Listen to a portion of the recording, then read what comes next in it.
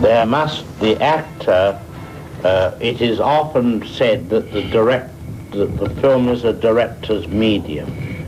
The actor, I believe, should do more than stage acting. That's only part of his job. He must know his character, he can feel it, immerse himself in it, but at the same time, he is not giving only a stage performance. His face and the use of his face visually is very important, because he is going to look, we are going to cut to what he sees, and we're going to cut back to how he reacts. His face is very important. I have quoted many times, I will do it again. Rear Window, the Fenêtre sur la Cour, is cinematic film for acting as well as everything else. And yet the man is in one position. Whole picture cannot move. But his mind is moving. Through his eyes and through his face, he creates ideas. He looks and he discovers a murder only by his reaction. Think of the power of film. Close up, James Stewart. Cut, he looks, he sees woman with a baby. Close up, James Stewart smiles. He is a nice man. Take out middle piece of film with woman with baby, change it, girl in a bikini.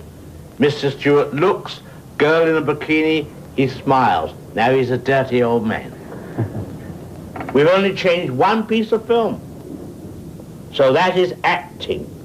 For the actor should know the cutting. Then he knows why he's looking and why he's smiling. Because there's one piece of film missing, which will be put in to make the smile have reason. So there's two parts of acting. Emotion acting, as in theater, acting with the visual of the face for cinema. Well, as I said earlier, the shape of the film is a continuous one, and the nearest form I can think of is the short story. And one asks an audience to sit continuously for over 2 hours.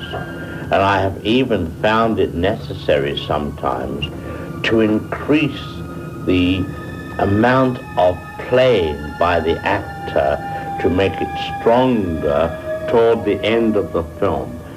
In other words, if you have a symphony, always the last movement is the strongest and the biggest when the full orchestra is employed. And also, while we are talking about the analogy of music, this could even apply.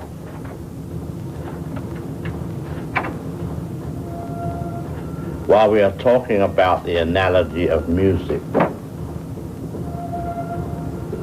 this could even apply to small scenes. For example, in Psycho, you have the shock of a murder of a detective.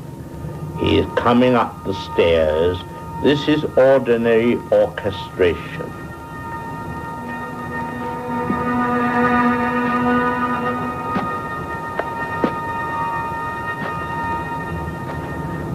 And then the camera goes very high.